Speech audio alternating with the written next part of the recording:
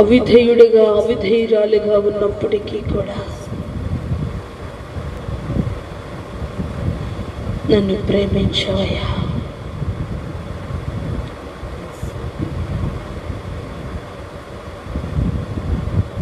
నా జీవిత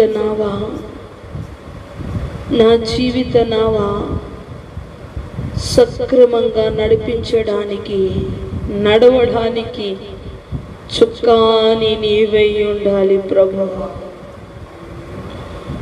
అత్తరికి చేరాలనే నా యొక్క ప్రయాసంతా కూడా అయ్యా నడి సముద్రములో అలల చేత కొట్టుబడి అత్తరికి చేరలేని వంటి స్థితిలో ఆఖరి క్షణము వరకు ప్రయాసపడుతూ మా జీవితాలను అత్తరికి చేర్చాలనే కదయా మీ ప్రయాస, మమ్మల్ని సిద్ధపరచాలనే కదయా మీ ఉద్దేశం. సిలువను గూర్చిన వార్త నశించుచున్న వారికి వెర్రితనమై ఉన్నది, కానీ రక్షింపబడుతున్న వారికి అది శక్తి. అనేకులు నశించిపోతూ నిన్ను గూర్చిన వంటి మాటలు, నిన్ను గూర్చిన వంటి ఉద్దేశ్యము వెర్రితనముగాను వెకిలిగా భావిస్తూ ఉన్నారయ్యా. అయ్యా, ఇది యోగ్యమైనది, ధన్యకరమైనది. ఇది మానవుడు చేస్తున్న కృత్రిమమైన క్రియలు కాదివి. ఇది శాశ్వత నిశ్చితకు నడిపించగలిగే, జీవము కలిగిన సన్నిధిలో ఉండగలిగే స్థాయి. అయ్యా,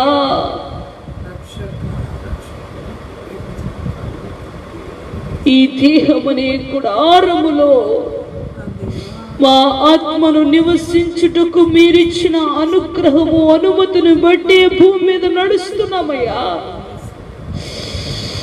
ఈ దేహము, ఈ భూమి మీద నీ గుడారము శిథిలమైపోతే ఒక్క క్షణములోనే ఈ రంగుల మాయ అంతా కూడా అయ్యా గతించిపోతుందయ్యా, మాయమైపోతుందయ్యా.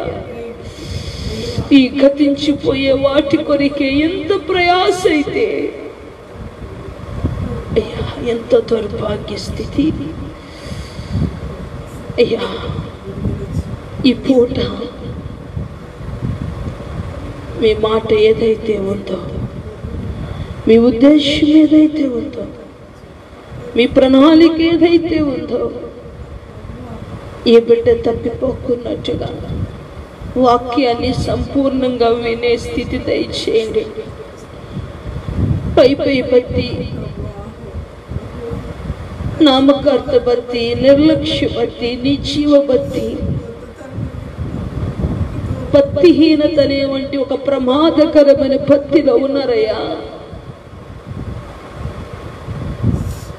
ఎంత ప్రమాదకరమో అంత ప్రమాదాన్ని కొని తెచ్చుకునే స్థితి ఈరోజు వచ్చింది. వాటి నుంచి తొలగించి ఆత్మచేత ముద్రించి అయ్యా నిశ్చిత కొరకే సిద్ధపరచుమని నీతి గల మీ మాట తేటగా వినిపింపచ్చి ఈ పూర్వలే వాడుకోమని వినిపిస్తున్న ఈ మాటలు, ఆత్మ చెప్పుచున్న మాట చెవగలిగిన వాడు వినును కాక అన్నొచ్చిగా ప్రతి బిడ్డ వినుటకు కృప చూపించి వర్ధలింపచేయమని యేసు కార్యము కలిగిన నామములో దురానా సమీపాన ఉన్న బిడ్డలందరినీ మీ స్వాధీనములకు అప్పగించుకొనొచ్చు. యేసు నామములో అడిగి వేడుకొనుచున్నాను తండ్రి, ఆమేన్. Praise the Lord. మీ అందరికీ నా హృదయపూర్వకమైన వందనాలు. ప్రభు మిమ్మల్ని దీవించునుగాక. గత మొదటి ఆదివారము మనము ప్రభు బల్ల కొరకై ఆయన రక్తము, ఆయన శరీరము యొక్క ప్రాముఖ్యత తెలుసుకున్నాం. ఈ పూట ధ్యానము కొరకైన వంటి మరికొన్ని వంటి విషయాలను ప్రభు మనతో మాట్లాడునుగాక. ఆమేన్. మన జీవితాలు నిర్లక్ష్యంగా నిశ్చయంగా వెళ్ళిపోతూ ఉన్నాయి. ఆ స్థితిలో ఉండకున్నట్టుగా మనము మార్పు చెందే వంటి భాగ్యాన్ని ప్రభు అనుగ్రహించునుగాక. ఆమేన్. మనము ప్రకటన గ్రంథము 12వ అధ్యాయము 9వ వచనాన్ని చదవగా విందామండి. మీ పరిశుద్ధ గ్రంథములను తెరుచుకుని మీరు నిర్లక్ష్యంగా ఉండకండి.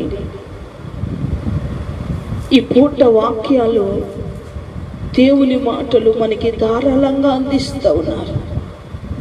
మనము మార్పు చెందాలని. ఒకానొక రోజులు వస్తాయి, గుండెలు బాదుకొని చెప్పమన్నా చెప్పేవారు ఉండలేని స్థితి. కాబట్టి మనకి కలిగినప్పుడే మనం సమృద్ధిగా తిన్నట్టుగా, మనకి చెప్తున్నప్పుడే సమృద్ధిగా సిద్ధపడడానికి ప్రభు మనకి సహాయము చేయునుగాక. ఆమేన్. చదవండి. ప్రకటన గ్రంథము 12వ అధ్యాయము 9వ వచనం. కాగా సర్వలోకమును మోసపుచుచు అపవాది అనియు సాతాననియు సాతాను అను ఆది సర్పమైన ఆ మహాఘట సర్పము పడదోయబడెను. చాలండి. ఈ మాట మీకు గుర్తు చేస్తా ఉన్నాను. అపవాది, మోసపరుచు అపవాది ఈ భూమి మీదకి పడదోయబడింది. ఇప్పుడు ఈ భూమి మీద ఉన్న ప్రజలందరినీ కూడా మోసపరచడమే దాని పని.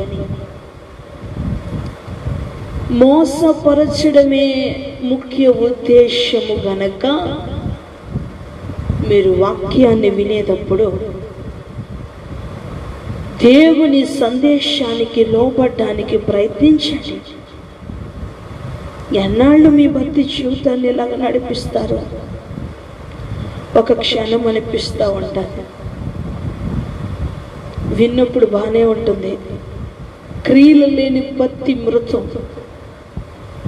దేవుడు అందుకే అన్నాడేమో, భక్తిహీనులు నాకు అసహ్యం. నిజమే, నిజమే. ఈ సాతాను పెడుతున్న వంటి మోసాల్లో పడి దేవునికి అసహ్యంగా మారుతున్నారు ఈరోజు. మీరెవరైనా ఆ స్థానంలో ఉంటే దయచేసి దేవునికి అసహ్యంగా మారకండి. ఆ స్థితి చాలా దౌర్భాగ్యం. ఆ స్థితి చాలా భయంకరమైనదని మీరు గుర్తించండి బిడ్డలారా. కనుక అపవాది పడదోయబడి ఈ భూమి మీద ఏలుబాటు చేస్తూ ఉంది. ఎవరినో తెలుసా? భక్తిహీనులను మోసపరచుచు ఇచ్చలవిడిగా వారి యొక్క ఉద్దేశాలకు అనుకూలంగా, వారి వంకరి త్రోవలకు అనుకూలంగా, వారి కోరికలకు అనుకూలంగా, వారి స్వభావ కోరికలకు ఇష్టాలకు అనుకూల పరిస్థితుల్ని మోసపరుస్తూ ఉంటుంది. కనుక సాతాను యొక్క కుయుక్తులను మీరు గ్రహించి సక్రమంగా సమర్థవంతంగా నిర్వహించే వంటి ఆధ్యాత్మిక సాధనలోనికి మీరు ప్రవేశించండి. సమతుల్యత చాలా ప్రాముఖ్యమని మీరు గమనించండి.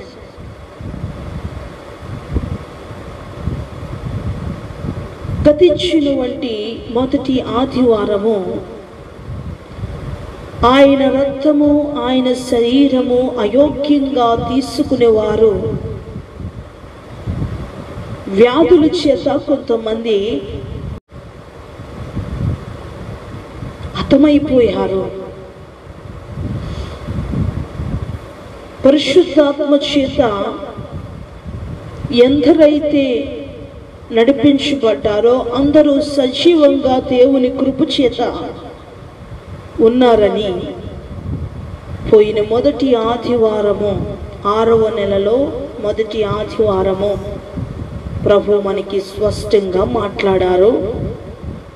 వినలేని వారు ఎవరైనా ఉంటే గనక ఆ లింక్ ద్వారా ఆ ప్రసంగాన్ని వినవలసిందిగా మనవి. ఇప్పుడు ఈ పూట ధ్యానము కొరకై మొదటి కొరింథీయులకు రాసినటువంటి పత్రిక 11వ అధ్యాయము 24వ వచనం మాత్రం చదివి వినిపించండి. మొదటి కొరింథీయులకు రాసినటువంటి పత్రిక దానిని విరిచి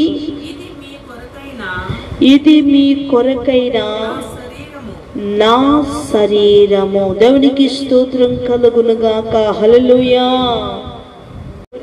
ఇది నా శరీరము. ఆయన శరీరాన్ని ఒక రొట్టె తీసుకుని ఆయన చూపిస్తూ ఉన్నాడు, శిష్యులకి చూపిస్తూ, ఇది నా శరీరము అని ఆయన సంబోధించారు. చాలా మంది బిడ్డలారా, మీరు ఆయన శరీరమని వివేచించక తిను తాగు వారికి శ్రమ. అది రొట్టెగా తింటున్నారా? ఎలా తింటున్నారు? మీకు వాక్యములో కొన్ని మాటలు చూపిస్తాను. ఆయన కొన్ని పరిస్థితుల్లో ఏ విధంగా సంబోధించబడ్డారు అంటే, యోహాను సువార్త 1వ అధ్యాయం 36వ వచనంలో ఈయన దేవుని గొర్రెపిల్ల, ఈయన దేవుని గొర్రెపిల్ల, వధకు సిద్ధమైన గొర్రెపిల్ల, పాప పరిహారార్థమైన గొర్రెపిల్ల, ప్రాయశ్చిత్తమైన గొర్రెపిల్ల. అంటే ఇక్కడ సంబోధన ఎలా చేయబడి ఉన్నదంటే, ఆయన మన పాపముల నిమిత్తంగా వధకు తేబడిన వంటి గొర్రె పిల్లగా ఆయన అక్కడ పోల్చబడింది. తీసి ఉంటే చదవండి.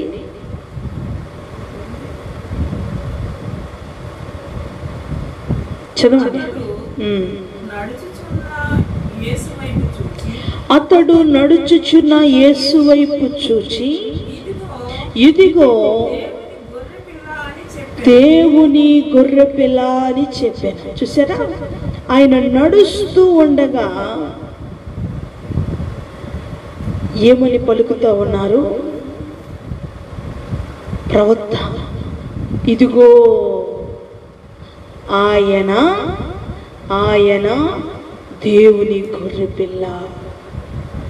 ఎలాగ మార్చబడింది? వాళ్ళ కళ్ళకి ఎలా కనిపించాయి? అదే మహిమ. మార్చబడడం అనేది మన నేత్రములతో చూడగలిగిన స్థితిలోనికి మనం వెళ్ళాలి. ఈరోజు భక్తి జీవితం ఎందుకు ఎంత దయనీయమైన స్థితికి మారిపోయిందో తెలుసా?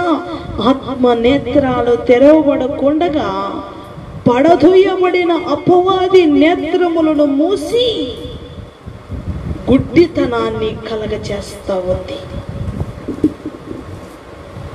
కనుక మీ గుడ్డితనాన్ని తొలగించి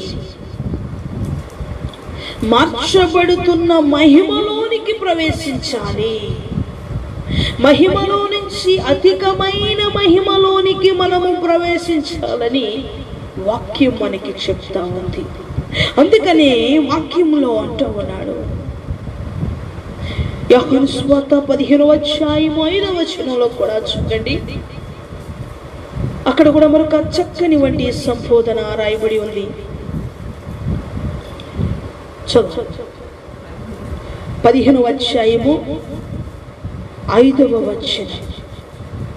మనము ఎందులోంచి అని ఆయన పోలిస్తా ఉన్నారంటే, ద్రాక్షావల్లిని నేను, తీగలు మీరు. ఆయన పాత్రను ఎత్తుకొని ఇది నా రక్తము అన్నాడు. ఇక్కడ అంటున్నారు, ద్రాక్షావల్లిని నేను, మీరందరూ కూడా తీగలు. మీలో నాలో అంటుగట్టబడితేనే మీరు బహుగా ఫలిస్తారు. చూసారా, ఆయన ద్రాక్షావల్లిగా మార్చబడ్డారు, మనము తీగలగా మార్చబడాలి. ఆయన వదికు తేబడిన గొర్రె పిల్లగా వధించబడ్డారు. ఎంత మహిమతో కూడినటువంటి సందేశాలు, అటువంటి విషయాలను పరిశుద్ధాత్మ దేవుడు మనకి తెలియచేసినప్పటికీ కూడా ఈ అజ్ఞానం మన కళ్ళను మూసి మనల్ని గుడ్డివారిగా మార్చేస్తూ ఉంటుంది. అందుకనే బిడ్డలారా, ఆయన శరీరం ఎలాగైంది? రొట్టె ఆయన శరీరం ఎలాగైంది? ద్రాక్షారసము ఆయన రక్తం ఎలాగా అయింది? మహిమ చేత ఆయన శరీరముగా, మహిమ చేత ఆయన రక్తంగా మార్చబడింది. ఇది చాలా ప్రాముఖ్యమైనది, ఇది చాలా విలువైన వంటి కార్యక్రమం, ఇది చాలా పరిశుద్ధమైనది. ఈరోజు చాలా మంది అజ్ఞానంగానే చూస్తూ ఉన్నారు. ఆయన మార్చాలంటే ఒక యోగ్యత ఉండాలి. ఏదో తీసుకొచ్చింది మార్చు ప్రభు అంటే మార్చేసేవాడు కాదు ఆయన. ఆయన ఒక నియమముతో, ఒక పద్ధతితో దాన్ని చెయ్యాలి అనేది ఆయన పద్ధతి. ఆయన శరీరమును గురించి లేవి కాండాన్ని ఒకసారి మీ పరిశుద్ధ గ్రంథంలో లేవి కాండము 23వ అధ్యాయం 13వ వచనంలో చూస్తే, గోధుమలలో నూనె పోసి, ఆ గోధుమలలో నూనె పోసిన తర్వాత వచ్చే సువాసన దేవునికి ఇంపైనదిగా రాయబడి ఉంది. దేవుని బిడ్డలారా, ఈ పూట ఆయన శరీరాన్ని మనము ఏ రీతిగా యోగ్యమైనదిగా ఎంచుకుంటున్నాం? ఏదో తీసుకొచ్చి ప్రభువా ఇది నీ శరీరంగా మార్చి అంటే మార్చేసే దేవుడు కాదైనా. రోషం కలిగిన దేవుడు తన మహిమను దేనికి చెందనివనంటున్నాడు. దేనికి చెందనివను? నేను రోషం కలిగిన వాడు, దేనికి పడితే దానికి చెందేలాగా చెయ్యగలిగే స్థితి కాదు నాది యోగ్యమైనది. బిడ్డలారా, ఈ పూట మీరు గమనించండి, మీరు తీసుకుంటున్న వంటి ఆయన శరీరము యోగ్యంగా మార్చబడే వంటి స్థాయిలో కార్యక్రమాలు జరుగుతున్నాయా? కొంతమంది బేకరీలో బన్నం తీసుకొచ్చి ఇలా పెడతారు. బన్నం తీసుకొచ్చి ఇది నీ శరీరం ప్రభువా, ఇది నీ శరీరం ప్రభువా అని తింటారు. బేకరీలన్నీ మూసేసినాయిగా, మూతపడిపోయినాయి కదా. కాబట్టి బేకరీలు లేవు కాబట్టి ఇప్పుడు ఏం చేస్తారు? గోధుమ పిండి తీసుకుని, ఏమో అది చెప్పలేం, బుక్ స్టాల్కి వెళ్ళి అక్కడ చిన్న అమ్ముతా ఉంటారు, అవి తెచ్చుకుంటారేమో, చెప్పలేము. ఏదైనా వాడచ్చు మీరు, అయితే ఏదైనా వాడచ్చు మీరు, కానీ దేనికి పడితే దానికి ఆయన యోగ్యతని ఇవ్వడు అని గమనించండి. ఆయన దేనికి యోగ్యతనిస్తాడో తెలుసా? గోధుమ పిండితో చేసిన వంటి ఆ రొట్టెకి ఆయన శరీరం అనే యోగ్యతనైన ధరింప చేస్తాడు. కనుక ఆయన ఒక రొట్టెని తీసుకున్నాడు, అది నా శరీరము అన్నాడు ఆయన. ఈరోజు మనము ఏర్పాటు చేసుకుంటున్న వంటిది ఆయన శరీరముగా ఆమోదించబడే క్రియ పరిశుద్ధ గ్రంథములో మనం చూడాలి. ఆయన రక్తము నిర్గమకాండం 12వ అధ్యాయంలో చూస్తాం మనం. ఆ వధింపబడిన రక్తము రాయుట వలన, వధింపబడిన రక్తము ద్వారా మనకి విమోచన వచ్చింది, మనము రక్షించబడ్డాం. ఆ విమోచింపబడిన రక్తము ద్వారా మన జీవితాలు మార్చబడ్డాయి. అంతేగాని మీ జీవితాలను నిర్లక్ష్యంగా, నిర్జీవంగా ఏదో రీతిగా గడిపేయాలని మీ స్థాయిలో ఆలోచన అయితే గనక, మీ స్థాయి, మీ ఆలోచనలు మార్చుకొని దేవుని యొక్క అపారమైన కృపలోనికి ప్రవేశించి ఒక ఉన్నతమైన స్థాయిలోనికి ఎదిగే వంటి కృపలోనికి మీరు ప్రవేశించగలిగిన వంటి తీరులో మీరు నడవగలిగి ఉండాలి. ఇప్పుడు ప్రజల కొరకు చేస్తున్న వంటి బతి అయితే ఎవరి క్రమము నీ క్రమం అయితే, మనుష్యుల యొక్క మనస్సులు, ఆలోచనలు, డినామినేషన్ యొక్క పద్ధతుల్లో నడిచే వంటి వాడు కాదండి పరిశుద్ధాత్మ దేవుడు. పరిశుద్ధాత్మ దేవుడు తన కట్టల ఎడల, తన నిబంధనల ఎడల ఆయన ఎక్కడ రాజీ పడడు. కనుక బిడ్డలారా, ఆయన శరీరముగా, ఆయన రక్తంగా మార్చి మనకి ఊరికినే చేస్తున్నాడు అనుకుంటున్నారేమో మీరు. అది యోగ్యమైన క్రియ, అది యోగ్యమైన ఒక ప్రత్యేకతలోనికి నిన్ను తీసుకువెళ్ళాలని, ఒక ప్రాముఖ్యమైన స్థానములో నిన్ను కూర్చోబెట్టాలని ఆ అద్భుతమైన విందును ప్రభు ఏర్పాటు చేశాడు. ఆ అద్భుతమైన విందు నిన్ను సమృద్ధి కలిగిన వంటి ఆ పాశం, ఆ యొక్క అభివృద్ధిలోనికి తీసుకుని వెళుతుంది. ఆ పారవశ్యములో, ఆ పరిశుద్ధుల విందులో ప్రభుతో పాటు కూర్చునేయగలిగే స్థాయి నీది. అట్టి యోగ్యత నువ్వు పొందుకోగలిగే స్థితిలో ఉన్నావా? ఏదైనా పర్లేదండి, ప్రార్థన చేసుకుని తినేద్దే నిచ్చేస్తాడంటే కుదరదు. ప్రార్థన నువ్వు చేసుకోవచ్చు, ఆయన మార్చాలంటే దానికి ఒక పరిశుద్ధత కావాలి, దానికి ఒక ప్రత్యేకత కావాలి. ముందు నీ ప్రార్థన దేవుని దగ్గరికి వెళ్తుందో లేదో ముందు కన్ఫర్మ్ చేసుకొని బతి చేయి. ఆ తర్వాత దీన్ని మార్చాడో లేదనే విషయాన్ని తర్వాత ఆలోచించు. నీ క్రియలు ఎలాగున్నాయి బిడ్డ? భయంకరమైన శాపానికి పాలైపోతావు. నీ మనస్సు ఎలా చెబితే అలా చేసే భక్తి క్రియ ఉంది చూడు, అది దేవునికి భయంకరమైన వ్యాధిని పుట్టిస్తుంది. కనుక నీ ఇష్టానికి చేసే భక్తి జీవితంలో నుంచి బయటికి రాగలిగే సామర్థ్యత నీలో ఉండాలి. అట్టి స్థితి వాక్యం విన్నప్పుడు లోపడితేనే వస్తుంది. లేకపోతే పిల్లవాడు ఈపు కొట్టగా కొట్టగా బండమారినట్టుగా వినగా వినగా వినగా వినగా వాక్యం వినగా వినగా వినగా నీ హృదయం బండమారితే నీ జీవితం చీకటిమయమైపోతుంది. నీ జీవితం చీకటిమయమైపోతే నీ జీవితంలో ఏం జరుగుతుందో నీకు తెలుసని నేను నమ్ముచున్నాను. నీకు తెలుసు, అది ప్రత్యేకంగా చెప్పవసరం ఏమీ లేదు. నీ జీవితం చీకటి అయిపోతే నీకేం జరుగుతుందో నీకు తెలుసు. గనుక బిడ్డలారా, ఆయన చెప్తున్నాడు ఇది నా శరీరము, ఆయన చెప్తున్నాడు ఇది నా రక్తము. ఆయన రక్తాన్ని, ఆయన శరీరాన్ని తీసుకోవాలి.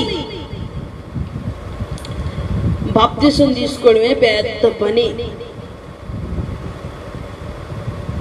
క్రైస్తవులు అని చెప్పుకుంటే సరిపోదు, ఇలాంటివన్నీ చెయ్యాలా?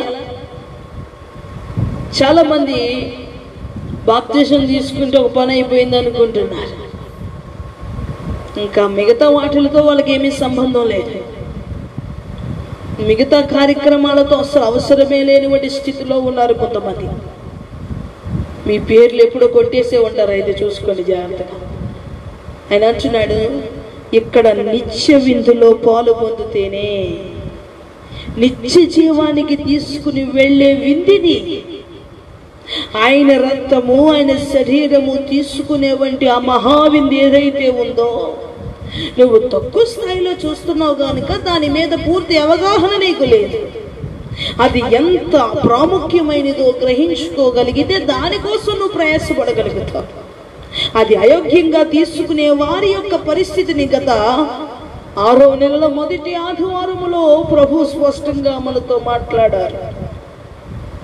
బిడ్డ, ఇప్పుడు ఆయన శరీరము ఆయన రక్తము చక్కగా మన కొరకు ఆయన మార్చి సిద్ధపరిచి, అంతటి మహాదేవుడే మనల్ని ఆయన శరీరముగా ఆయన రక్తముగా మనలో ఆయన జీవించాలని, ఆయన ఆత్మ మనలో జీవిస్తుండగా మన శరీర క్రియలు లోబడడానికి, ఆయన స్వభావాలలో మార్చబడడానికి, ఈ నిత్య జీవానికి వెళ్ళడానికి మనము అనునిమిషము కృషి చేయవలసిన వారమై ఉన్నామని దీన్ని జ్ఞాపకం చేసుకోండి. దీన్ని జ్ఞాపకం చేసుకోండి అని ప్రభు ప్రత్యేకించి చెప్పారు. చూడండి, కొరింథీయులకు రాసినటువంటి పత్రిక 11వ అధ్యాయము 25వ వచనం కూడా చదవండి ఒక్కసారి. 25వ వచనం.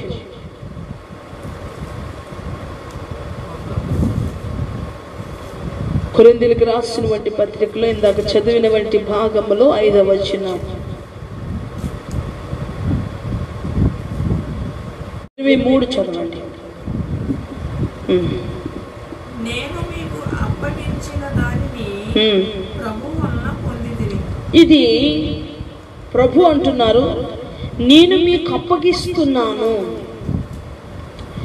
నేను మీకు అప్పగించిన దానిని ప్రభు వల్ల పొందితిని. ఇది ప్రభు వలన కలిగబడిన ఈ శరీరం ఏదైతే ఉందో, ఈ శరీరం వధింపబడ్డానికి ప్రభు వల్ల పొందాను. ఈ రక్తము మీ కొరకు కార్చడానికి ప్రభు వల్ల నేను పొందాను. నాకంటూ ఏంటి, మీకోసమే కదా. ఆ పరలోక సింహాసనాన్ని, ఆ వైభవాన్ని, ఆ సమీపింపరాని మహిమను విడిచి భూలోకానికి రావడానికి గల కారణం ఏంటి? మీరే కదా. మీకోసము నాకు ఈ దేహము, మీకోసము నాకు ఈ శరీరము అనుగ్రహింపబడింది కనుక ఇది మీకోసమే, ఇది నా శరీరము. ఎంత ప్రేమమయుడంటే మనం ఎక్కడ దారి తిప్పిపోకున్నట్టుగా, ఎక్కడ మనము అవిధేయులుగా నడవకున్నట్టుగా, ఎక్కడ ఏ అజ్ఞానము చేత మనము త్రప్పు త్రోవల నడవకున్నట్టుగా, ఈ భూమి మీదకి పడదోయబడిన అపవాది మనల్ని గుడ్డితనము చేత నడిపించుకున్నట్టుగా మనకి ఇంతటి చక్కని వంటి మాటలు వినిపిస్తున్నప్పటికీ కూడా ఎంత అజ్ఞానకరమైన తీరండి. నీ జీవితం ఎన్ని రోజులు ఇలా సాగుతుంది? నీకు కలిగింది ఎన్ని రోజులు ఇలా ఉంటుంది? భక్తిహీనులు, బుద్ధిహీనులు, అవివేకులు, అహంకారులు, గర్వంతో నిండిపోతూ దేవుని శరీరాన్ని, దేవుని రక్తాన్ని అయోగ్యంగా తీసుకుని, అయోగ్యంగా భావించి నిర్లక్ష్య వైఖరి కనుపరుస్తూ అజ్ఞానులై ఉంటున్నారు బిడ్డలారా. కాస్తంత మీరు మీ భక్తి జీవితాన్ని మెరుగు పెట్టుకుంటూ జీవించాలి. ఇప్పుడు మీ భక్తి దేవుని దృష్టిలో ఉందా లేదా? అయోగ్యంగా తీసుకుంటున్న వారికి శ్రమ, ఆయన రక్తము, ఆయన శరీరం మార్చబడింది. ఆయన ఈ భూమి మీదకు వచ్చి ఎలా క్రయధనముగా మార్చబడ్డారో, ఆయన రక్తముగా, ఆయన శరీరముగా మనం ఎప్పుడైతే సిద్ధపరుచుకుంటున్నామో, సిద్ధపరుచుకుంటున్న ప్రతిసారి కూడా ఆయన రక్తముగా, ఆయన శరీరముగా మార్చబడుతూ ఉంది. అందుకని అపోస్తలుల కార్యాలు 20:7 వారి ఆదివారము ఆయన శరీరమును, ఆయన రక్తమును తీసుకుంటూ సిద్ధపడిన వేళ వారి మధ్య ఆయన శరీరముగా, ఆయన రక్తముగా మార్చి వారిని సమృద్ధిలోనికి నడిపించినటువంటి దేవుడు. ఈ పూట మనము సిద్ధపరుచుకున్న, దాసులు సిద్ధపరిచిన వంటి ఆయన రక్తము, ఆయన శరీరము మనకి చాలా యోగ్యమైనది. కనుక బిడ్డలారా, ఈ మార్చబడిన ఆయన శరీరము, ఆయన రక్తము తీసుకుంటే మనకి ఎన్ని ఉపయోగాలు ఉన్నాయో, తీసుకోకపోతే ఎన్ని కోల్పోతామో తెలుసా మీకు? నీవు దేవునితో కూర్చునే యోగ్యతను కోల్పోతావు. ఆ పరమ విందులో నీవు క్రీస్తుతో పాటు తిని సంతోషించే ఆ పారవశ్యాన్ని కోల్పోతావు. కనుక ఇక్కడ వైరాగ్యం అంతా, ఇక్కడ ఈ యొక్క జీవితములో ఎందుకు ప్రభు కొరకు ఇంటి యొక్క పరిస్థితుల్లో కూడా మనము ప్రార్థించి పోరాడి మనకు కలిగిన దాన్ని జాగ్రత్తగా పట్టుకోవలసిన పరిస్థితి ఎందుకంటే, మనము ఇక్కడది ఉన్నది చాలా తక్కువే, కానీ మనకి మరొక జీవితం ఉంది. ఇది శిథిలమైపోతే, మనకివ్వబడిన వంటి ఈ శరీరము శిథిలమైపోతే, మనకి అక్కడ కొన్ని నివాస స్థలాలు కట్టారు. అక్కడ మనకి కట్టిన నివాస స్థలములో మనము ఉండాలి. అక్కడికి వెళ్ళాలంటే కూడా ఆయన రక్తాన్ని, ఆయన శరీరాన్ని తీసుకోవాలి. చాలా మంది అనుకుంటున్నారు బాప్తిసం తీసేసుకుంటే వెళ్ళిపోతాం అనుకుంటున్నారు. బాప్తిసం తీసేసుకుంటే వెళ్ళిపోము, ఏం చేసినా వెళ్ళాం. అయోగ్యం కాకుండా యోగ్యతతో భక్తి చేస్తూ ఆయన రక్తాన్ని, ఆయన శరీరాన్ని తీసుకుని తిని తాగువాడే నిత్య జీవానికి అర్హుడు. తిని తాగాలి. కొంతమంది తిని తాగట్లేదు, అందుకోసం చెప్తున్నా. తిని తాగువారే నిత్య జీవానికి అర్హులు. హల్లెలూయా. కనుక ఇప్పుడు మనము యోహాను సువార్త 6వ అధ్యాయము 24వ వచనం మాత్రమే చదువుదామండి. యోహాను సువార్త మీ పరిశుద్ధ గ్రంథాలను తెరిచి యోహాను సువార్త 26వ అధ్యాయము 6వ అధ్యాయము 54వ వచనం. 6వ అధ్యాయము 54వ వచనం చదవండి. నా శరీరము తిని నా రక్తము తాగువాడే నిత్య జీవము గలవాడు. దేవునికి స్తోత్రం కలుగునుగాక. చూసారా, ఈ రక్తముగా మార్చబడి శరీరముగా మార్చబడిన వంటి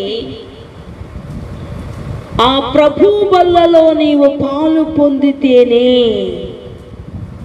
ఆ ప్రభు బల్లలో పాలు పొందితేనే నీవు నిత్య జీవానికి అర్హుడవు. చాలా మంది అంటారు,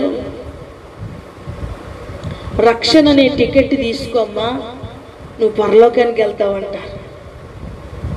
మీరు విన్నారో లేదో, పాఠంలో కూడా చాలా సార్లు ఉంటుంది, రక్షణ అనే రైలు బండి వెళుతుంది, టికెట్ తీసుకొని అందరూ ఎక్కండి.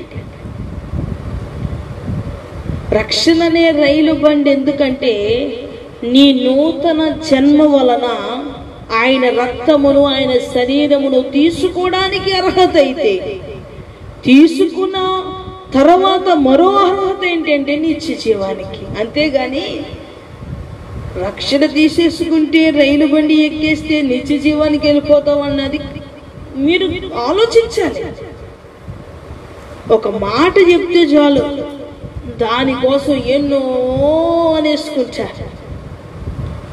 ఒకరోజు ఒక అమ్మతో మాట్లాడుతూ ఉంటే, అమ్మ మీ భక్తి జీవితం చాలా జాగ్రత్తగా చేయండి, మీరు వృద్ధాప్యంలో ఉన్నారు, శాపఘాతమైనది, జాగ్రత్తగా ఉండండి అంటే ఆమె అంటది, మోషే అంతటి వాడే వెళ్ళలేదు కదండి, మనం ఎలా వెళ్తామండి అంటుంది. బోధ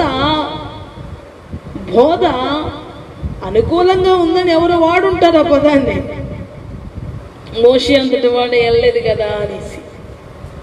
బిడ్డలారా, మోషే సమర్థవంతమైన నాయకుడిగా కానాను సమీపించేంత వరకు అనునిమిషము కృషి చేస్తూ నడిపినటువంటి ఒక నాయకుడు.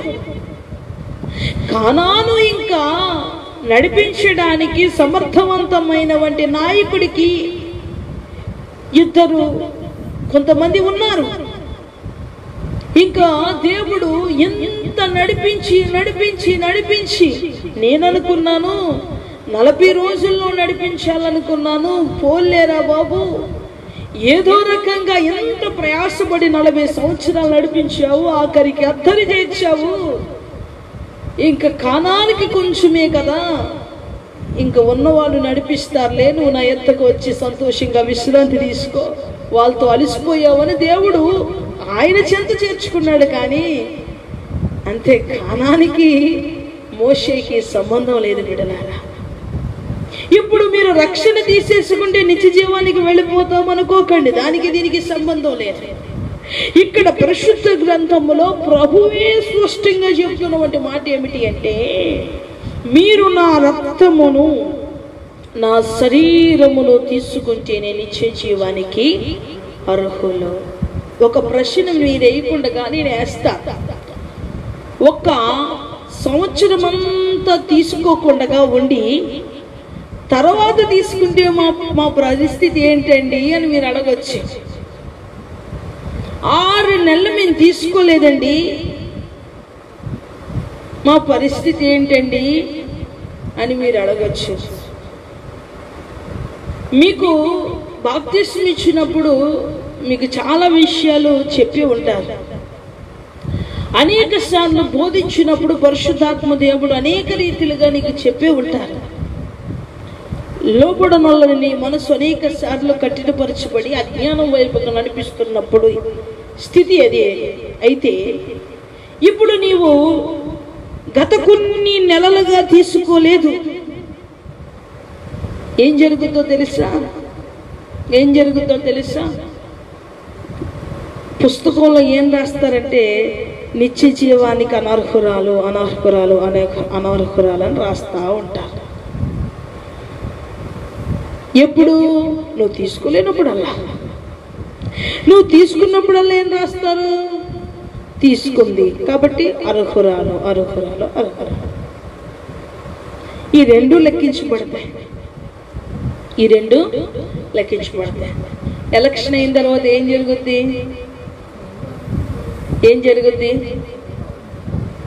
చెప్పాలి. ఏం జరుగుద్ది? కౌంటింగ్ జరుగుద్ది.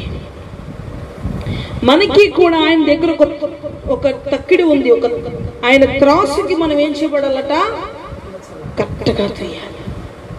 అప్పుడు నువ్వు నిత్య జీవానికి కావలసినటువంటి ఆయన రక్తమైన శరీరాన్ని యోగ్యంగా తీసుకున్నది ఎన్నిసార్లు, అయోగ్యంగా తీసుకున్నది ఎన్నిసార్లు, అసలు తీసుకోలేనిది ఎన్నిసార్లు, అవన్నీ లెక్కిస్తాడు.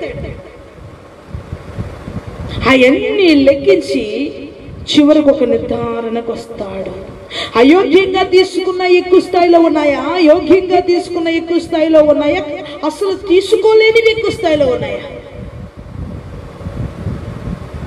తీసుకోలేని ఎక్కువ స్థాయిలో ఉండి అయోగ్యంగా తీసుకున్న ఎక్కువ స్థాయిలో ఉండొచ్చేమో.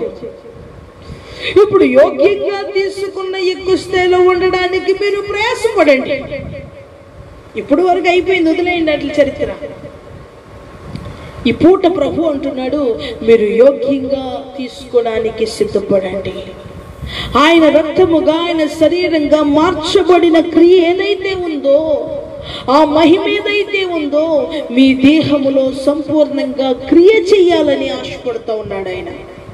అయితే ఇది నిత్య జీవానికి నడిపించగలిగే ఒక చక్కని ప్రాముఖ్యత.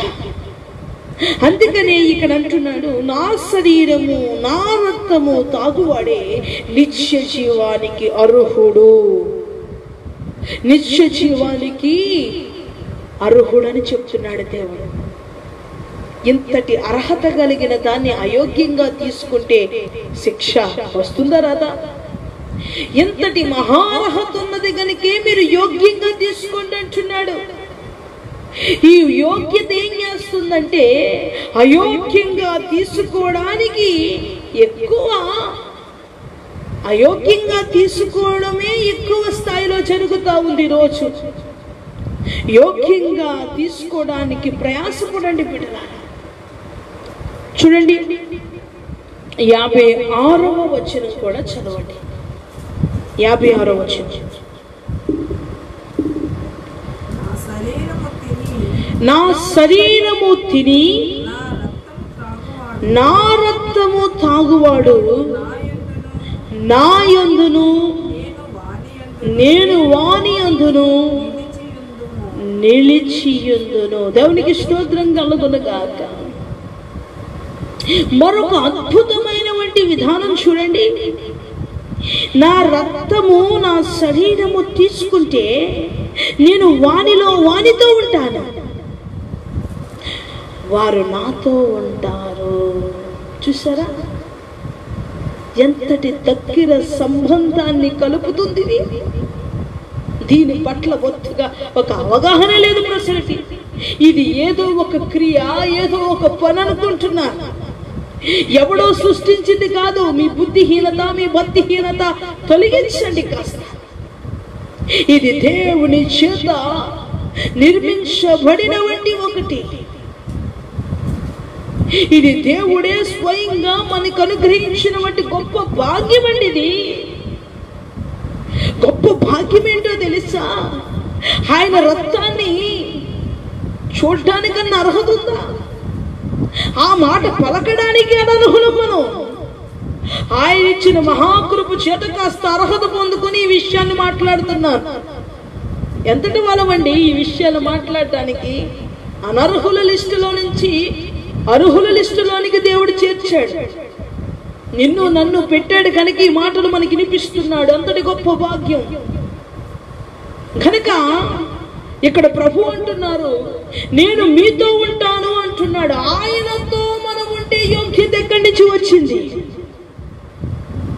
చూసారా, మనము శుద్ధీకరించబడి పాప క్షమాపణ పొంది దేవుని కొరకు వైరాగ్యం కలిగి భక్తిలో శ్రద్ధ కలిగి చక్కని వంటి దేవునితో రోష్యం కలిగి నడవగలిగే స్థాయి నీలో ఉంటే ఆయన నీతో వచ్చి నివాసం చేయడానికి ఆయనే ప్రామిస్ చేస్తా ఉన్నాడు. ఆయన ప్రామిస్ చేస్తా ఉన్నాడు. నా శరీరము నా రక్తము భయముతో భక్తితో వణుకుతో ఎవరైతే తీసుకుంటారో వారి దగ్గరికి వచ్చి నేను నివాసం ఉంటానని ప్రామిస్ చేస్తున్నాడు. ఈ ప్రామిస్ ముందు ఇంకేం కావాలి నీకు? ఇంకేం కావాలి? ఈయన చెప్తుంది ఏంటో తెలుసా? ఒక ప్రాముఖ్యమైనటువంటి సత్యాన్ని చెప్తా ఉన్నాడు దేవుడు.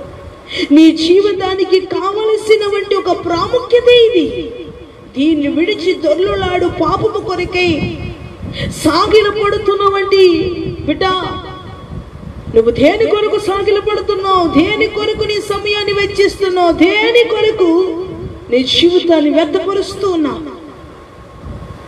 సమయం లేనని చెప్పు, సమయం లేదని ఏడ్చావు. సమయం ఉంటే మరొక దానికి ఏడుస్తున్నావు. డబ్బు ఉన్నప్పుడు ఒక ఏడుపు, డబ్బు లేని ఒక ఏడుపు. కడుపు నిండితే ఒక ఏడుపు, కడుపు నిండకపోతే ఒక ఏడుపు. నీ ఏడుపులన్నీ ఏదో ఒక కారణమే. కానీ ప్రభు కొరకు సమర్థవంతంగా సమతుల్యత చేత నడిపించగలిగే స్థాయిలో నీ ఆధ్యాత్మిక జీవితాన్ని నడిపించుకోగలిగితే గనుక నిశ్చయతకు ప్రభువు నిన్ను సిద్ధపరుస్తాడు. అందుకే అంటున్నాడు, నేను నీతో ఉంటాను. హల్లెలూయా. నువ్వు నాతో ఉంటావు. ఆయన చేస్తున్న ప్రామిస్. ఆయన రక్తాన్ని, ఆయన శరీరాన్ని తీసుకుంటే ఆయన మనతో ఉంటాడు. హల్లెలూయా. ఎంతటి గొప్ప ధన్యత అండి. ఈ ధన్యతని గ్రహించుకోగలుగుతున్నారా? ఈ భాగ్యాన్ని గుర్తించగలుగుతున్నారా? ఈ భాగ్యం, ఈ ధన్యత ఎంతమంది కంటే మనకి ప్రభు ఇచ్చాడు కదా. మరొక ధన్యత చూద్దామండి. ఎంతటి మహాభాగ్యమో చూడండి. చదవండి. 6వ అధ్యాయము 27వ వచనం చదవండి. 27. క్షయమైన ఆహారము కొరకు కష్టపడకుడి, కానీ నిత్య జీవము కలుగజేయు అక్షయమైన ఆహారము కొరకే కష్టపడుడి. చూడండి బిడ్డలారా, దేవుడు అంటున్నాడు, ఇది ఏ ఆహారమట? జీవము, మనల్ని జీవింపచేసే ఆహారము. మీ ప్రయాసంతా నిజీవమైన ఆహారము కొరకై ఉన్నదా, లేదా మీ యొక్క ప్రయాస జీవము కలిగిన ఆహారము కొరకై ఉన్నదా? మనం మీరు గ్రహించారా? పరిశుద్ధాత్మ దేవుడు ముందు చెప్పినటువంటి ప్రసంగములో ఆ పైనుంచి కురిచిన వంటి ఆ మన్నా ఇది ఎలాంటిది ఏంటని అడుగుతుంటే మోషే అంటాడు, ఇది జీవ ఆహారము, ఇది ప్రభు వలన పొందాం మనం, ఇది పైనుంచి వచ్చిన ఆహారము అంటున్నాడు. ఇప్పుడట మనము ప్రయాసపడుతుంది దేని కొరకై ఉండాలి? పైనుంచి వస్తున్న జీవాహ ఆహారాన్ని తినాలని, తాగాలని మనం ఎక్కువ ఆశతో ప్రభుని వెంబడించాలి. అందుకంటున్నాడు, మీరు నిషిద్ధమైన వాటి కొరక, వ్యర్థమైన వాటి కొరక, దేని కొరకు మీరు ప్రయాసపడుతున్నారు? మీరు భౌతికమైన ఆహారాల కొరకు ఎంతో ప్రయాసపడుతున్నారు. కోటి విచ్చులు కూటు కొరకే, కోటి విచ్చులు కూటు కొరకే, కానీ వాడికి మాత్రం కూడు దొరకదు. ఈ పూట అంటున్నాడు, మీ ప్రయాసంతా జీవము కలిగిన ఆహారము కొరకై ఉన్నదా? ఈ భౌతికమైన ప్రయాస దానికై ఉండాలి. ఇది అద్దిలోకం, ఇది తాత్కాలికమే, అల్పమైనది. ఈ అల్పమైన జీవితాన్ని నిత్యము మనము పోరాడుతుంది దేంతోనో తెలుసా? మనము క్షయమైపోవాలని,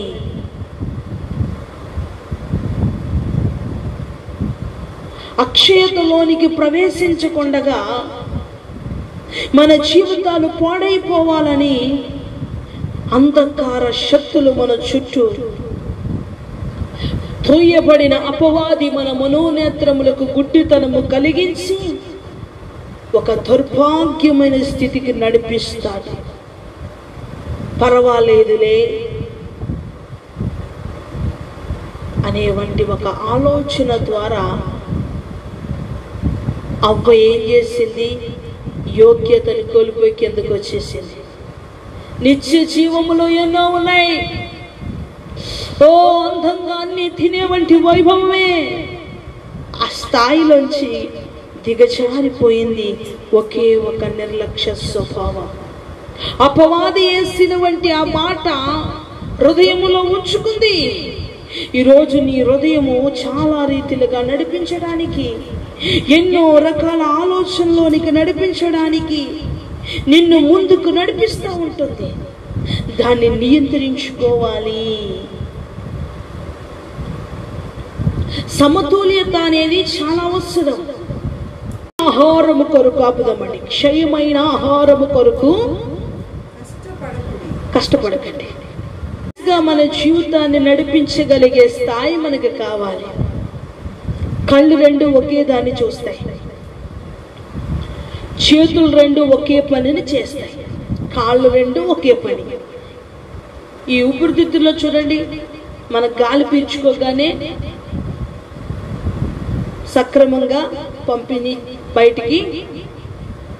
కిడ్నీ కూడా అంతే, ఒకవేళ రెండుగా ఉన్నా ఒకే పని చేస్తాయి, ఒకటిగా ఉన్నా ఒకే పని చేస్తాయి. అంటే సరైన ప్రక్రియలో వాటి యొక్క క్రియ జరిగిపోతూ ఉంది.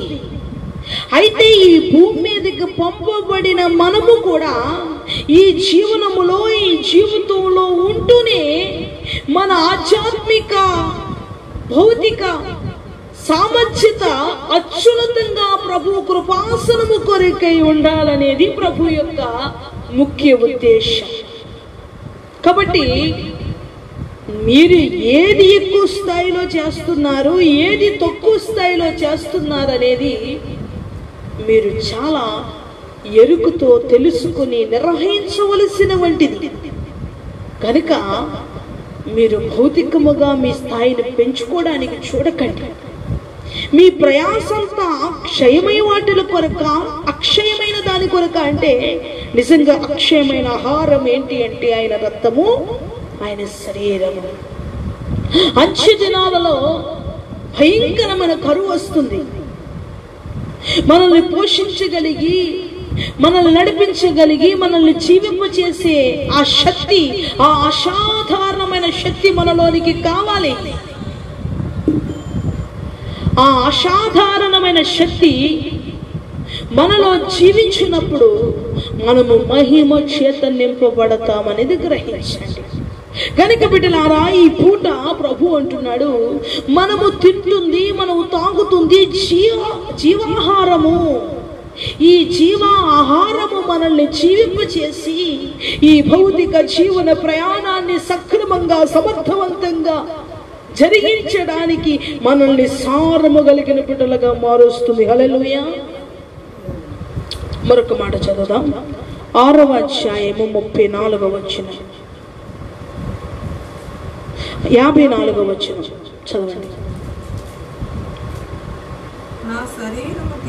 నా శరీరము తిని నా రక్తము త్రాగువాడే నిత్య జీవము కలవాడు.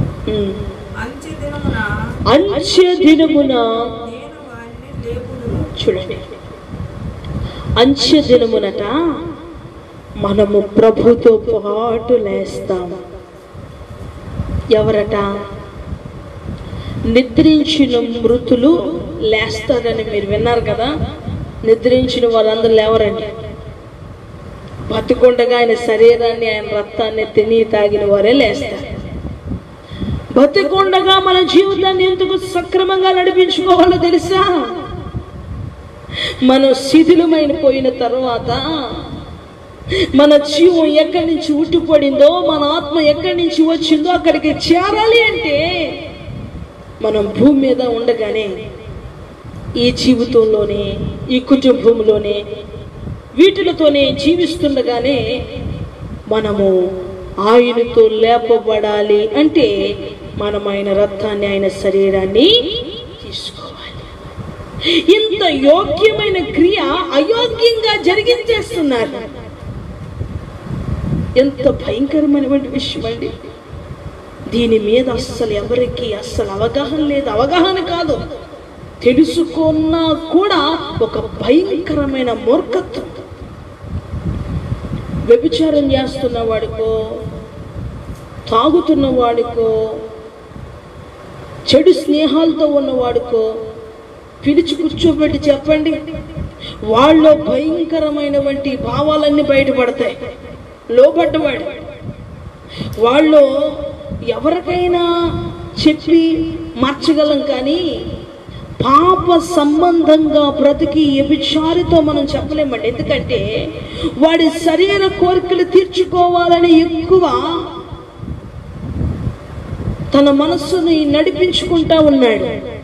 ఈ క్రియలో మనం వెళ్ళి చెప్పేమనుకో, చూడండి, ఒక విపరీతమైన భావాలన్నీ బయటకు వచ్చేస్తూ ఉంటాయి. కాబట్టి బిడ్డలారా, ఈ మానవుడు జీవనాన్నంతా భౌతికంగా నడిపేస్తున్నాడు. కాబట్టి సరైన అదుపులో పెట్టుకుని దీన్ని తిని తాగాలనే మాటలు వినాలంటే కష్టం కదా. కనుక బిడ్డలారా, ఇదే కదా మన జీవితం, దీనికోసమే కదా భక్తి. ఇది కాకుండా మరొక భక్తి చేస్తే ఏంటి ఉపయోగం? ఇప్పుడు మీరు చేస్తున్న భక్తి ఇదా మరొకట మీరు గమనించుకోండి. నిత్య జీవం కావాలంటే చేయవలసిన భక్తి ఏంటో తెలుసుకుని చేస్తే మంచిది. అంతేగాని ఏదో రకంగా చేసేసి ఏదో రకంగా నడిపేస్తే కుదరదు కదా. నిశ్చేతకు ప్రవేశించే బండి ఎక్కాలి, అందరికి చేరేది ఏంటో తెలుసుకుని ఎక్కుతాం. మనం ఏ ఊరు వెళ్ళాలో ఊరు బస్సు ఎక్కుతాం, ట్రైన్ ఎక్కుతాం, అక్కడికి చేరేది ఏదోటి సిద్ధపరుచుకుంటాం. ఈ భౌతికంగా ఇన్ని ఆలోచనలుంటే ఆధ్యాత్మిక జీవితాన్ని ముగించినప్పుడు మన జీవనం కొరకైన ప్రత్యేకమైన వంటి ఒక స్థలం ఉంది. మన ప్రభు అయిన యేసుక్రీస్తు వారు అన్నారు, నేను వెళుతున్నాను, నేను వెళ్ళిన దగ్గర అనేకమైన స్థలాలు ఉన్నాయి, మీ కొరకు నేను స్థలం సిద్ధపరచడానికి వెళుతున్నాను అన్నాడు. మనం ఒక్కొక్కరికి పేరు పేరు చొప్పున స్థలాలైన సిద్ధపరిచాడు. దేవునికి స్తోత్రం కలుగునుగాక. పేరు పేరున ఈ భూమి మీద కొంతమంది స్థలం లేదని ఏడుస్తారు, ఇల్లు లేదని ఏడుస్తారు, ఏమీ లేదని ఏడుస్తారు. కానీ అక్కడ ఏమంటున్నాడు తెలుసా? నా తండ్రి దగ్గర అనేకమైన నివాసాలు ఉన్నాయి, నీకు ఎవరి దగ్గర కావాలో ఆయన దగ్గర ఆయన రిజిస్ట్రేషన్ చేస్తాడు. ఏ ఇంటి పక్కన కావాలో ఇంటి పక్కన ఆయన కడతాడు, నా పక్కన కావాలంటే నా పక్కన కడతాడు. దేవునికి స్తోత్రం కలుగునుగాక. మీకు ఎవరి పక్కన కావాలంటే ఆయన పక్కన కడతాడు. అందుకని నేను నా తండ్రి దగ్గర అనేక నివాస స్థలాలు నీ భూమి మీద నీకు లేకపోయినా పర్లా, అక్కడ ఉండేలా చూసుకో. దేవునికి స్తోత్రం కలుగునుగాక. కాబట్టి ప్రభు అంటున్నాడు, నేను లేపి అక్కడున్న నివాస స్థలములో నివసించడానికి నేను అర్హుడిగా నేను చేస్తాను. కాబట్టి బిడ్డలారా, ఈ ప్రభు ఆయన శరీరము, ఆయన రక్తము చాలా యోగ్యమైనది, మహిమ చేత మార్చబడిందై ఎప్పుడైతే మనం యోగ్యంగా సిద్ధపరచుకుంటామో, యోగ్యంగా ఆయన కృపాసనం చేరుతామో, అప్పుడే ఆయన యోగ్యతను అనుగ్రహిస్తాడు. విశ్రాంతి దినాన్ని పరిశుద్ధంగా ఆచరించమన్నాడు. అపరిశుద్ధంగా ఆచరిస్తే ఇచ్చేస్తాడో దీవుల్లో?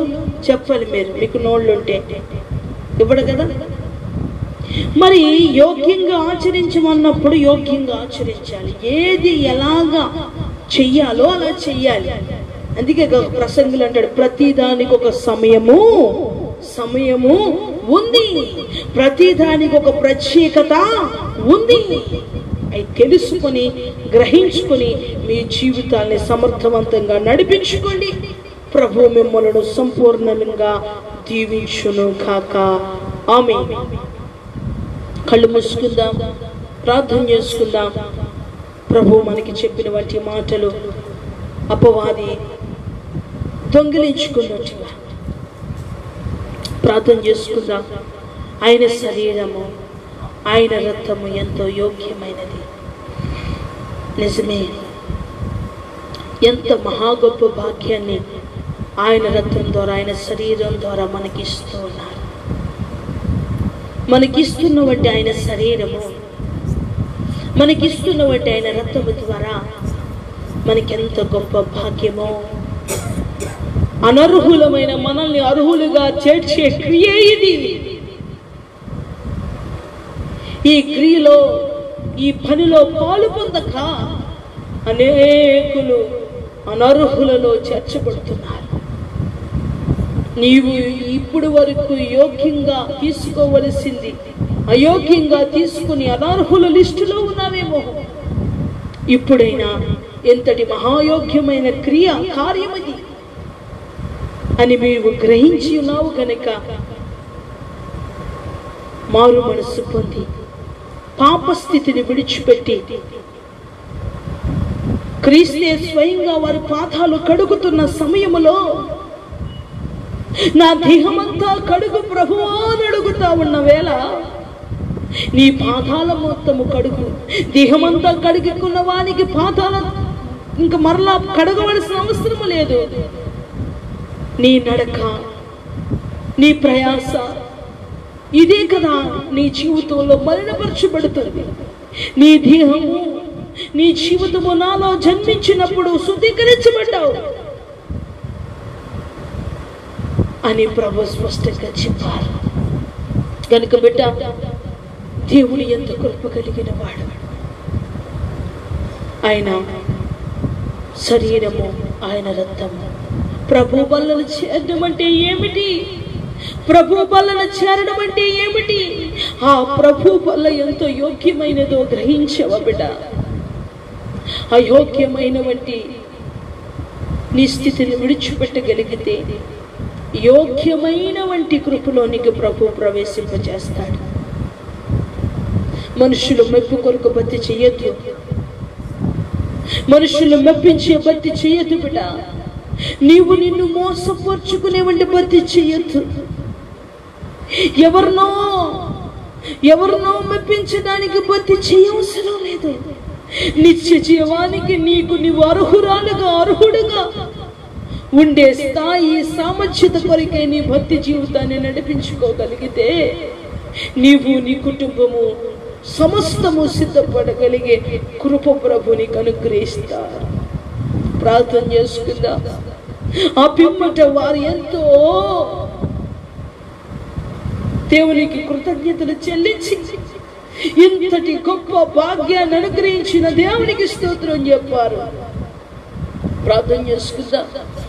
మహాపరిశుద్ధుడా, మమ్మల్ని అతి మిక్కిలిగా ప్రేమించిన మా ప్రియ పరలోకపు తండ్రి, మీ శ్రేష్టమైన ఘననామమును బట్టి వందన స్తోత్రాలయ్యా.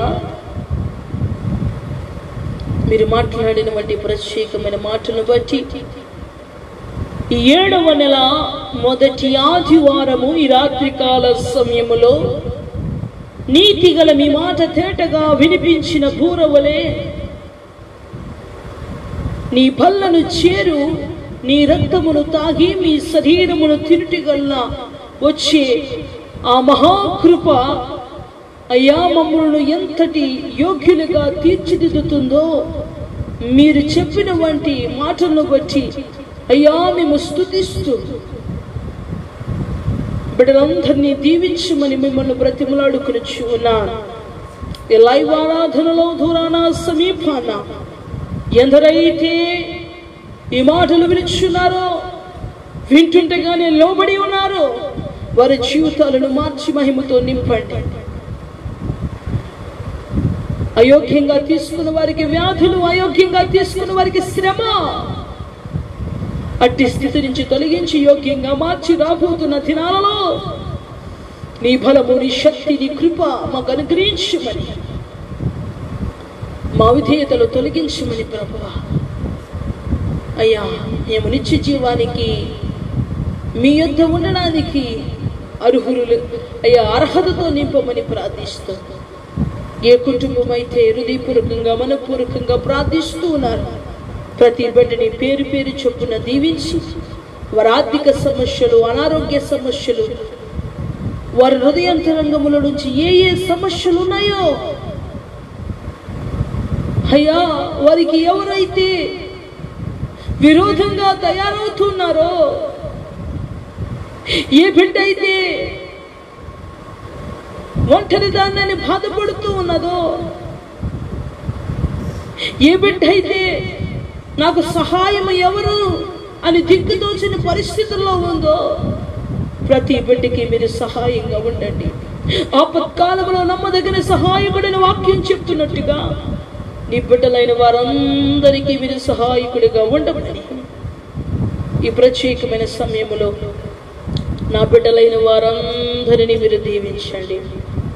నా బిడ్డలైన వారందరినీ పేరు పేరు చొప్పున మీరు దీవించమని మీకు అప్పగించుకుంటూ నజరేయుడైన యేసుక్రీస్తు వారి పరిశుద్ధ దివ్య నామమున అడిగి వేడుకొనుచున్నాను పరమ తండ్రి, ఆమేన్.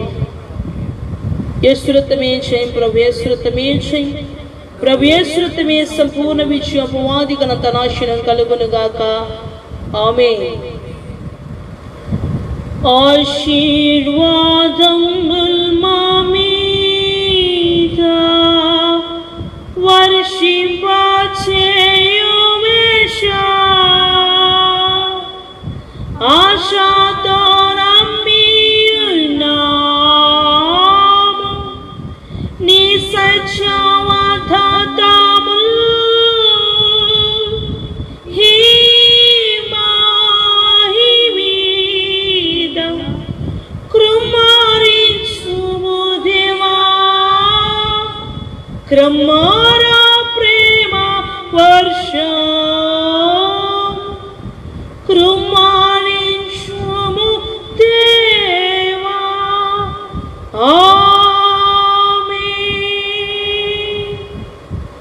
తండ్రి యొక్కయు కుమారుని యొక్కయు పరిశుద్ధాత్మ యొక్కయు అన్యోన్య సహవాసం ఇప్పుడు ఎప్పుడు ఎల్లప్పుడు సంఘమునకును సకల పరిశుద్ధులకును సదాకాలము బిడలైన వారందరికీ తోడయుండి నడిపించునుగాక.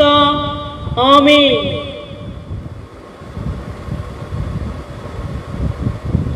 మీ అందరికీ నా హృదయపూర్వకమైన వందనాలు.